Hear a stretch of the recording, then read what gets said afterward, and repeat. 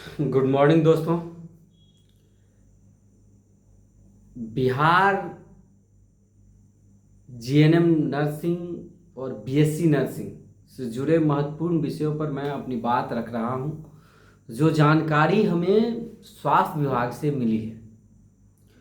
और यह बिहार में आप सब जानते हैं कि स्टाफ नर्स का नोमेनक्लेचर भी चेंज किया जा रहा है, नर्सिंग ऑफिसर नोमेनक्लेचर रखा जा रहा है। इसके साथ ही कई सारी परिवर्तन भी की जा रही है नियमावली में। नियुक्ति नियमावली जो है, जो नौकरी नियमावली जिसको बोल लीजिए, जिस आधार पर नौकरी मिलती है, क्या क्या क्राइटेरिया होनी चाहिए, नहीं होनी चाहिए, ये चीज़ें उसमें नियमावली में रहती है। उससे रिलेटेड मैं बात कर रहा हूँ। अगर आप सब इस वीडियो को यूट्यूब पर देख रहे हैं तो प्लीज़ सब्सक्राइब कर लीजिए, अपने दोस्तों के साथ भी शेयर कर दीजिएगा और पूरा जरूर सुनिएगा। है कि सरकार 2023 में एग्ज़ाम लेने का जो है सो प्लान बनाया। 5 अप्रैल 2023 को एक सामान्य प्रशासन का लेटर आया, जिसमें था कि अब कोई भी बहाली होगी उसमें एग्ज़ाम के आधार पर होगा। यानी कि आपके क्वालिफिकेशंस जो रहे हैं उसके दौरान आपको कितनी मार्क्स आया, नहीं आया, इसकी कोई वैल्यू नौकरी में नहीं होगी। वो सिर्फ एक योग्यता के रूप में काम आएगा। यानी कि अगर आपने 95% मार्क्स भी लाया है अपने कोर्स में तो उस आधार पर जॉब नहीं मिलेगा।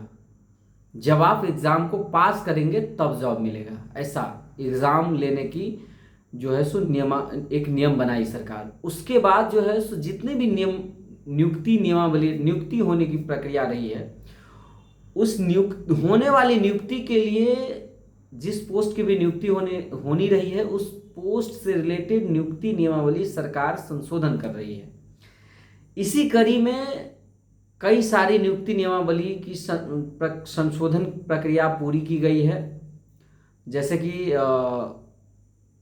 लैब टेक्नीशियन की नियुक्ति नियमावली पूरी की गई है, ड्रेसर की, ईसीजी टेक्नीशियन का, एक्सरे टेक्नीशियन का, फार्मासिस्ट का, इस सब का नियुक्ति नियमावली को संशोधन कर दिया गया है। और कुछ नियमावली बच गया है, जैसे ओटी असिस्टेंट हो गया, जीएनएम हो गया, मतलब ए ग्रेड नर्स जिसका नोमेनक्लेचर भी चेंज की जा रही है, डेंटल हाइजीनिस्ट हो गया, और भी कुछ पद हैं जिससे रिलेटेड नियुक्ति नियमावली जो है सो पेंडिंग है, मतलब संशोधन का प्रक्रिया में है और वो पेंडिंग है। तो मैं उसी में से जीएनएम प्लस बीएससी नर्सिंग, और बीएससी नर्सिंग मैं इसलिए कह रहा हूँ क्योंकि अब जो है सो बीएससी नर्सिंग को भी नई नियमावली जो है उसमें बीएससी नर्सिंग को भी एलिजिबल किया गया है।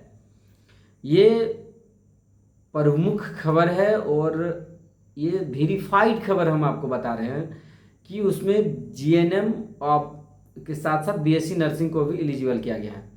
अब मैं पूरी बात करता हूं कि उसमें क्या क्या संशोधन की गई है। पहले जो है सो स्टाफ नर्स की जो नियुक्ति होती थी ग्रेड नर्स की, तो उसमें क्या क्या था और अब क्या क्या है नया में।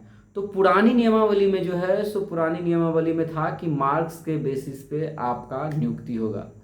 मार्क्स के बेसिस पे, यानी कि आप अगर जीएनएम हैं तो उसी के हाईएस्ट मार्क के से मेरिट शुरू होता था और नीचे जहां आके लोअर हो जाए। और उसके अलावा उसमें एक्सपीरियंस था 25 अंक का, कि जिन्होंने 5 साल तक काम किया है तो 5 अंक पर साल करके, 1 साल का 5 अंक करके उसको मैक्सिमम 5 साल तक का जो है सो जोड़ कर दिया जाता था, यानी कि 25 अंक। और 75 अंक का कैलकुलेशन जो है सो जो जीएनएम के first year, second year, third year का ओवरऑल होता था उसी को काउंट किया जाता था और उसी आधार पर बहालियां होती रही है।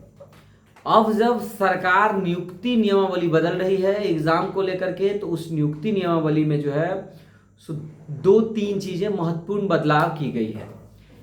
पहला कि नियुक्ति के लिए एग्जाम देना होगा और जो वो एग्जाम पास करेंगे उन्हीं को जॉब मिलेगी। दूसरी कि नियुक्ति के लिए जो एलिजिबिलिटी क्राइटेरिया सरकार ने तय किया है, जो एलिजिबिलिटी क्राइटेरिया है उसमें जीएनएम के साथ साथ बीएससी नर्सिंग को भी एलिजिबल किया गया है। और इसमें एग्जामिनेशन का कैलकुलेशन जो है सो 60% रखा गया है, यानी कि 100 मार्क्स का एग्ज़ाम होगा तो उसमें जो परसेंटेज बच्चों को आएगा, यानी कि जो छात्रों को आएगा, कैंडिडेट को आएगा, उसको 0.6 से मल्टीप्लाई करना है। यानी कि अगर किसी को 50% मार्क्स आता है एग्ज़ाम में तो उसका कैलकुलेशन 0.6 से मल्टीप्लाई उसको करना है तो उसको 30 पॉइंट होगा, यानी कि 50% उसको मार्क्स आया है। इसके अलावे 60% कैलकुलेशन मैंने बता दिया कि मार्क्स से, इसके अलावे जो है सो हायर डिग्री को भी इसमें प्रमुखता से महत्व दिया गया है। जैसे कि जीएनएम के बाद जिन्होंने पोस्ट बेसिक की डिग्री ली है उनको 10 अंक मिलेगा, और जिन्होंने पीजी की है यानी एमएससी नर्सिंग की है उनको भी 5 अंक मिलेगा।